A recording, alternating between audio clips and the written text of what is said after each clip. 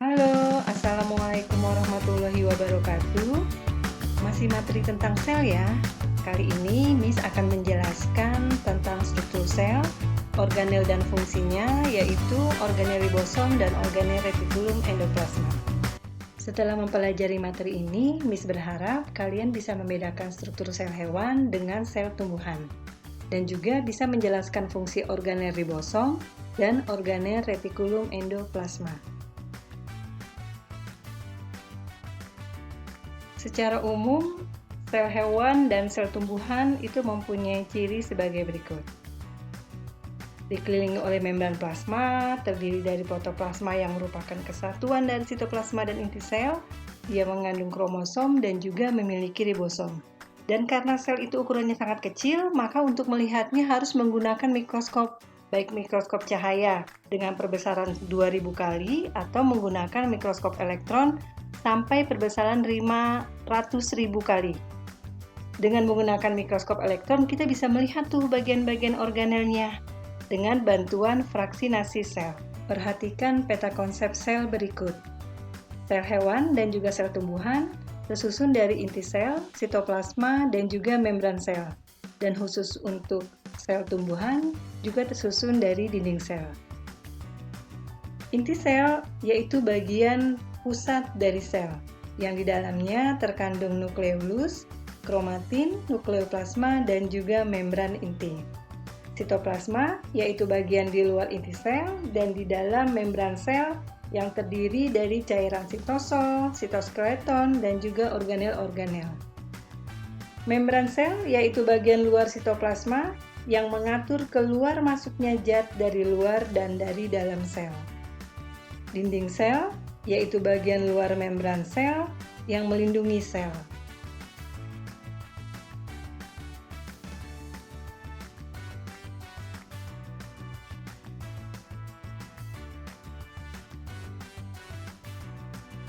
Inti sel atau nukleus.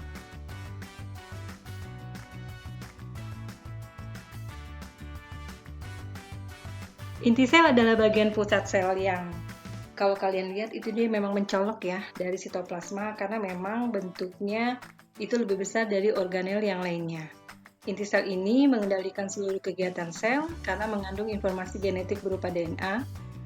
Yang inti sel terdiri dari nukleolus, kromatin, nukleoplasma, dan juga membran inti. Nama lain daripada membran inti adalah karioteka. Terdiri dari dua lapis yang berfungsi sebagai pembungkus sekaligus sebagai pelindung inti. Pada bagian ini terdapat pori-pori yang memungkinkan terjadinya pertukaran zat dengan sitoplasma. Kromatin adalah bagian inti sel yang menjadi tempat kromosom. Kromatin mengandung kromosom berupa DNA yang telah digulung oleh ikatan protein, yaitu protein histon dan juga protein non-histon. Protein histon itu tugasnya menggulung kromosom, ukurannya besar dan jumlahnya sedikit. Protein non-histon tugasnya menggulung kromosom dan memperbaiki kromosom yang rusak akibat mutasi, ukurannya kecil dan jumlahnya banyak. Kalau kalian lihat gambar yang di bagian atas, itu ada lingkaran-lingkaran bulatan-bulatan, itu adalah protein non-histon yang digulung oleh untaian DNA. Kemudian dia memadat, membentuk kromatin, kemudian semakin memadat, membentuk kromosom. Di gambar yang bawah itu ada bulatan berwarna hijau, itu adalah protein non-histon. Yang seperti tali itu adalah untaian DNA. Kemudian yang seperti batang itu adalah protein histon. Nah, protein histon, non-histon, dan DNA dia membentuk satu nukleosom. Yang nukleosom itu dia bergabung, memadat, membentuk kromatin. Kromatin memadat, membentuk kromosom. Proses ini terjadi pada saat pembelahan sel. Nanti kita belajar ya. Setelah kita mempelajari tentang inti sel, kita bisa melihat ternyata inti sel itu mempunyai fungsi utama antara lain sebagai pusat kendali metabolisme sel, pusat kendali reaksi-reaksi kimia sel, menyimpan informasi gen berupa DNA, replikasi DNA dan juga sintesis protein, dan mengatur ekspresi gen-gen tertentu. Ya, ini gambar nukleus atau inti sel. Sudah kita bahas bahwa nukleus itu tersusun dari membran rangkap, ada membran luar, dan membran dalam. Yang di dalamnya terdapat nukleus atau anak inti, kemudian ada cairan nukleoplasma seperti cairan sitoplasma yang di dalamnya terkandung kromatin yang tersusun dari DNA, kemudian membran rangkapnya itu dia berpori, tempat jalur keluar masuk zat dari nukleoplasma ke sitoplasma atau sebaliknya, dan di lapisan terluar dari selubung nukleus dia terdapat ribosom. Sitoplasma. Sitoplasma mempunyai fungsi tempat terjadinya reaksi-reaksi metabolisme sitosolik. Sebagai contoh, reaksi glikolisis dan juga terjadinya sintesis protein oleh ribosom. Di sitoplasma juga menyimpan bahan kimia yang berguna untuk proses metabolisme sel, seperti enzim, protein, dan juga lemak. Seperti kita ketahui, semua reaksi kimia, baik itu katabolisme, anabolisme, itu semuanya terjadi dalam sel. Dan di sitoplasma juga memungkinkan terjadinya pergerakan organel sel oleh aliran sitoplasma. Di dalam sitosol terdapat sitoskeleton yang mempertahankan bentuk sel, menjaga kekuatan mekanis, mengorganisasikan pergerakan sel, dan juga pergerakan kromosom pada saat terjadinya pembelahan sel. Nanti kita belajar proses pembelahan sel. Nah, sitoskeleton itu terdiri dari 3 kelompok. Ada mikrotubulus, ada mikrofilamen, dan ada intermediate filamen. Terlihat ya, gambarnya jelas, kalian bisa lihat ya perbedaannya, mana itu mikrotubulus, mikrofilamen, dan intermediate filamen. Kita bahas satu persatu. Mikrotubulus.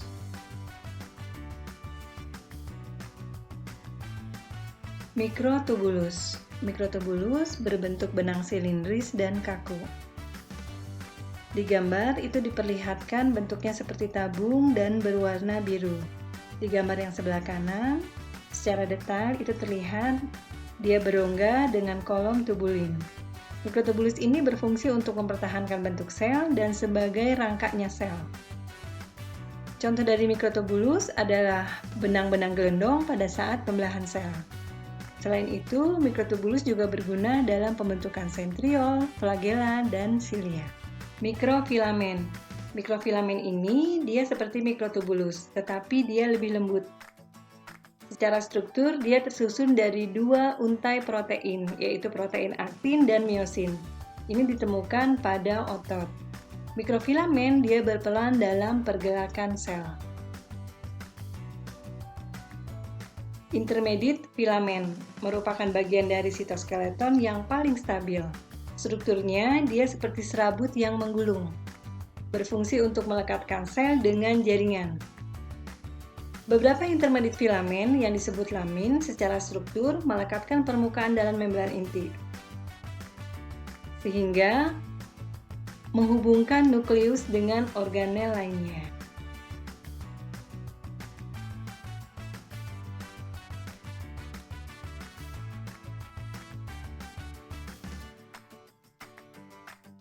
Membran sel. Membran sel disebut juga dengan membran plasma. Jadi kalau kalian ketemu membran sel, membran plasma itu sama ya. Membran sel ini dia merupakan bagian terluar dari sel.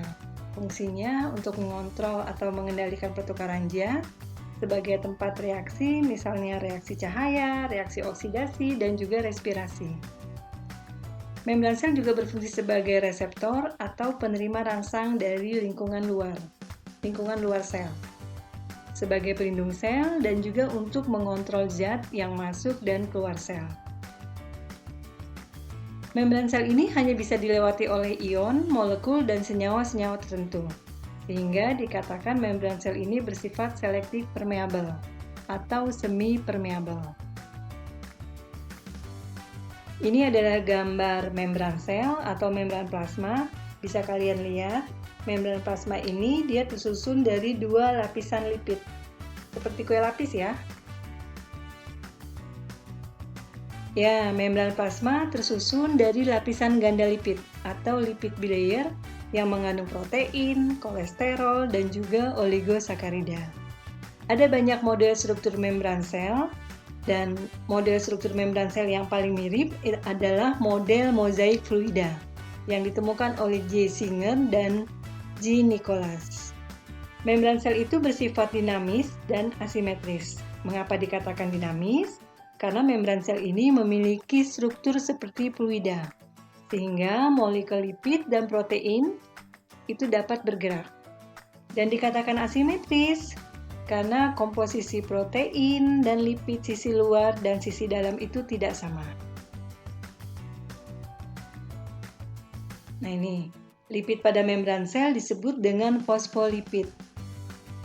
Fosfolipid itu terdiri atas asam lemak di bagian ekor yang bersifat hidrofobik atau tahan air, dan bagian fosfat di bagian kepala yang bersifat polar, bersifat hidrofilik, dan suka air. Bisa ya membedakannya ya, mana bagian asam lemak dan mana bagian fosfat. Dan jangan sampai ketukar antara sifat hidrofobik dengan sifat hidrofiliknya. Protein pada membran sel itu dibedakan menjadi dua. Ada protein integral atau intrinsik, dan ada protein periferal atau ekstrinsik. Protein integral itu terlihat seperti menembus membran. Di gambar itu yang berwarna putih. Dan protein periferal itu yang berada di permukaan membran, atau dia terlihat menempel pada protein integral. Bisa ya membedakannya di gambar tersebut? Nah, karbohidrat yang terdapat di permukaan membran dalam bentuk oligosakarida atau glikogen.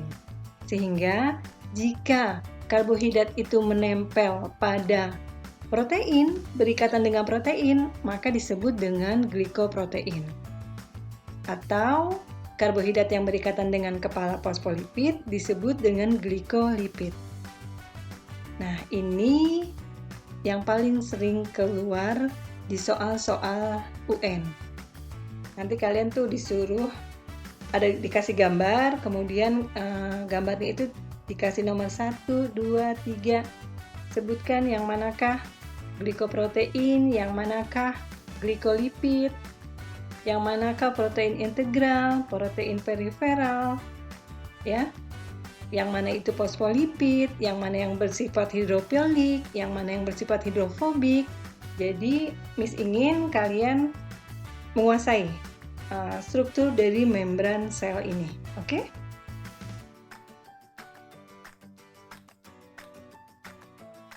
Perbedaan sel hewan dengan sel tumbuhan. Ya. Seperti kalian ketahui bahwa sel hewan dan sel tumbuhan itu ada perbedaannya. Pada sel tumbuhan tidak terdapat lisosom, tidak terdapat sentrosom, dan juga flagellum. Dan pada sel hewan tidak terdapat plastida, kloroplas, dan juga dinding sel. Nah ini ya gambar sel hewan ya. Yang menjadi ciri khas sel hewan itu adalah terdapatnya flagella. Ya. Di gambar ini terlihat jelas ya mana itu membran inti ya. Mana itu nukleolus, inti sel, retikulum endoplasma, RE kasar, ribosom, sitoskeleton, mitokondria, sentrosom, peroksisom, protoplasma, lisosom, badan Golgi, dan juga vesikel atau valvula. Nah ini sel tumbuhan. Dan ciri khas dari sel tumbuhan, kalau kalian dikasih dua gambar yang tidak diketahui yang mana ini sel tumbuhan, yang mana itu sel tumbuhan, gampang. Pokoknya kalau sel hewan itu, dia tadi apa? Terdapat flagellum, sementara kalau sel tumbuhan itu terlihat ada organel yang paling besar, yaitu adanya vakula. Ya, kalau di sel hewan itu kan organel terbesar itu terlihatnya adalah inti sel ya. Baru kemudian ada flagella. Sementara kalau di sel tumbuhan, selain inti sel ada organel yang besar ya, bahkan dikatakan dia menempati ruangan 80% dari sel tumbuhan tersebut, itu adalah vakula.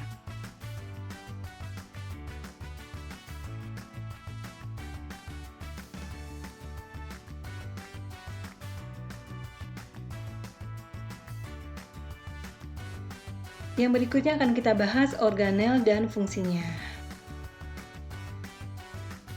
Organel adalah suatu badan atau bagian padat dari sel ya, yang memiliki fungsi khusus. Kalian sudah lihat tadi ya, ada banyak organel di dalam sel hewan maupun sel tumbuhan, dan masing-masing organel itu mempunyai fungsi khusus dan fungsi yang berbeda. Yang akan kita bahas berikutnya adalah organel ribosom.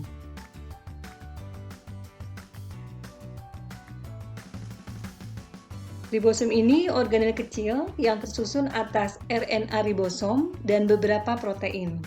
Ribosom berfungsi sebagai tempat sintesis protein yang dibutuhkan oleh sel dan mengelompok membentuk poliribosom. Poli banyak, membentuk ribosom-ribosom yang jumlahnya banyak. Ribosom ini terdiri atas 2 subunit. Kalian lihat gambarnya, ada subunit besar dan ada subunit kecil. Ribosom bekerja sama dalam mentranslasi mRNA ke dalam rantai polipeptida selama proses sintesis protein. Ya, nanti kita belajar proses sintesis protein seperti apa. Sekarang kalian ingat-ingat bahwa ribosom ini terdiri dari 2 subunit besar dan 2 subunit kecil. Oke? Ribosom dapat dibedakan menjadi 2 jenis, yaitu ribosom bebas dan ribosom terikat. Ribosom bebas, dia tersuspensi di dalam sitosol, mensintesis protein yang akan berfungsi di dalam sitosol. Jadi, ribosom bebas ini dia membuat protein yang akan dipakai di dalam sitosol, dipakai oleh organel-organel yang ada di dalam sel. Contoh hasil dari sintesis protein oleh ribosom bebas ini adalah enzim-enzim yang mengkatalis proses metabolisme yang terjadi di dalam sel. Ribosom terikat, dia menempel pada retikulum endoplasma, mensintesis protein yang akan dimasukkan dalam membran RE, pembungkusan organel lisosom, dan untuk dikirim keluar sel. Contoh dari hasil sintesis protein oleh ribosom terikat itu adalah protein yang diperlukan untuk fungsi tertentu, seperti enzim pencernaan yang dihasilkan oleh sel-sel pankreas. Nah, sintesis protein ini bertujuan untuk pembentukan sifat struktural, fungsional, dan reproduksi dalam proses pertumbuhan dan perkembangan sel. Di dalam tubuh, sintesis protein bermanfaat untuk menghasilkan hormon, enzim, antibodi, sumber energi, serta pembentukan dan perbaikan sel-sel atau jaringan tubuh. Makanya, kalau kita kekurangan protein, akan menghambat proses pertumbuhan dan perkembangan tubuh.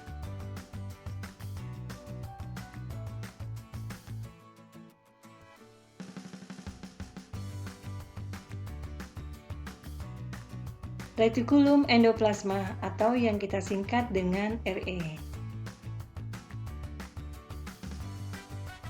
Retikulum endoplasma adalah organel penghubung membran inti, ribosom, dan badan Golgi yang berbentuk kantung pipi yang memenuhi sebagian sitoplasma. RE dapat berbentuk kantong pipi atau sisterna. Ya, bisa terlihatnya di gambar ya, yang mana bagian sisterna, dia yang berbentuk kantong pipi. Pipa tubulus, ya, gelembung atau vesikula, dan juga bisa dapat berbentuk lembaran.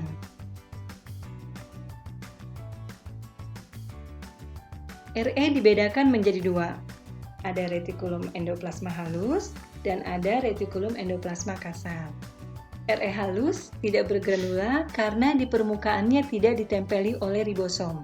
Dan RE kasar bergranula karena di permukaannya ditempeli ribosom. RE halus dan RE kasar dia mempunyai peran yang berbeda. RE halus berperan dalam proses sintesis lipid, yaitu fosfolipid dan sterol, metabolisme karbohidrat, dan juga untuk menetralisir racun. R halus banyak ditemukan di dalam sel ovarium, testis, hati, dan otot. Sementara kalau Re kasar itu berperan membentuk fosfolipid membrannya sendiri dan juga sintesis protein sekretori, misalnya glikoprotein dan hormon insulin di dalam sel pankreas. Protein sekretori yang keluar dari Re itu akan dibungkus oleh membran vesikula yang kemudian vesikula tersebut berpindah ke bagian sel lainnya, misalkan ke badan Golgi. Nah, vesikula yang berpindah dari Re menuju badan Golgi itu disebut dengan vesikula transport.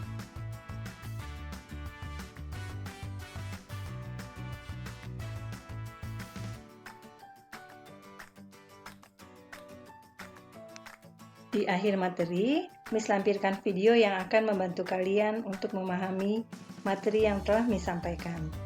Sampai ketemu di materi berikutnya ya. Jangan lupa videonya ditonton. Assalamualaikum warahmatullahi wabarakatuh.